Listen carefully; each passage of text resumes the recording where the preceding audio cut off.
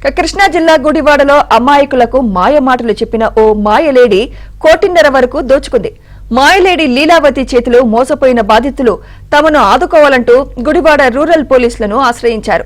గుడివాడలోని Lakshminagar colony, TIDCO colony, Jagananna colony తదితర ప్రాంతాల్లోని మధ్యతరగతి వర్గాల ఆర్థిక అవసరాల కోసం ప్రైవేట్ బ్యాంకులు, మైక్రో ఫైనాన్స్ సంస్థల్లో రుణాలు ఇస్తానంటూ నమ్మించిన లీలావతి స్థానిక మహిళలతో 60 గ్రూపులు ఏర్పాటు చేసింది.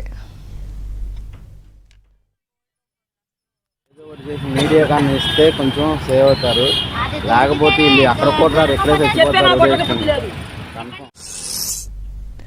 గ్రూపుల్లోని సభ్యులకు మంజూరైన రుణాలను అధిక వడ్డీ ఆశ చూపి రుణాలు నేనే చెల్లిస్తానని మాయమాటలు చెప్పి కోటిన్నర వరకు లీలావతి తీసుకుంది. రుణాలు చెల్లించకపోవడంతో బ్యాంకుల నుంచి నోటీసులు రావడంతో బాధితులు భయపడిపోయారు. లీలావతి ఇంటికి వెళ్లిన బాధితులు పరారైనట్లు తెలుసుకుని పోలీసులకు ఫిర్యాదు చేశారు. హైదరాబాద్లోని మియాపూర్లో ఉంటున్నట్లు తెలుసుకున్న బాధితులు లీలావతిపై చర్యలు తీసుకోవాలని పోలీసులకు విజ్ఞప్తి చేస్తున్నారు. లీలావతి గారు అన్న ఆమె మాకు లోన్లు ఇప్పిస్తానని బాగా ఇప్పించి మా దగ్గర లోన్లు ఇప్పిస్తారని చెప్పి మాతో లోన్లు పెట్టించి నెక్స్ట్ లోన్లు వచ్చినాక అనేది మా ఇంట్లో ప్రాబ్లం ఉంది, మాకు ఇచ్చేయండి లోన్ అని లోన్లు ఏదో కన్ఫ్యూజన్ చేసి మమ్మల్ని లోన్లు తీసుకుని నా దగ్గర అయితే 1,80,000 తీసుకుందండి. నెక్స్ట్ మళ్ళీ గోల్డ్ ఒక 2 లక్షలు గోల్డ్ తీసుకుంది.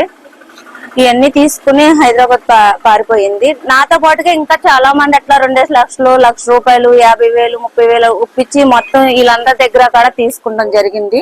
లీలాగారైనా ఆమె మమ్మల్ని అందరినీ 10 మంది గ్రూప్ చేసి మరి స్పందన అని, బంధన్ బ్యాంక్ అని, పిన్కేర్ అని ఇన్నిటిలోనూ పెట్టింది సార్. మాకేంటంటే వాళ్ళు మా భర్తలు కాని భర్తలతో, కొడుకులు కాని కొడుకులతో ఆమె సంతకాలు పెట్టించుకుని ఆ డబ్బులు ఆమె తీసుకుంది, మేము తీసుకోవాలి. ఇప్పుడు సార్లు వచ్చి ఏమంటున్నారంటే మీ సంతకాలు ఉన్నాయి, మీరు ఉన్నారు కాబట్టి మీరే మాకు ఇవ్వాలి, మేము ఇంటికా నుంచి కదలం, మీరు ఇవ్వకపోతే మీ ఆధార్ కార్డులు, మీ డోకరాలు అన్ని లాక్ చేసేస్తాం అంటున్నారు. మాకైతే అలా కుదరదు, మేము ఇవ్వము, ఆమెను తీసుకురండి మీరు, మేము ఇస్తామని అన్నాం సార్. అంటే వాళ్ళు ఏమంటున్నారంటే మా వల్ల అయితే కాదు, మీరు తీసుకున్నారు, మీ అకౌంట్ లో వేసాం, మీరే ఇవ్వాలంటున్నారు.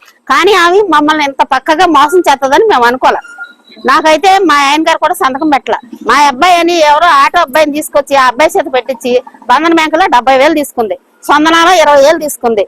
ఇంకొకటి ఉందండి మంగళవారం కట్టేది, దాంట్లో ఒక 20,000, 1,10,000 తీసుకుందండి నా డబ్బులు. అయితే మా ఆయన గారు 3 రోజుల నుంచి నాతోటి ఇద్దరంగా అండి, మాకు కూళ్ళు లేవు, కుమ్ములు లేవు, ఇలా పోలీస్ స్టేషన్లు అంతా ఇలా తిరుగు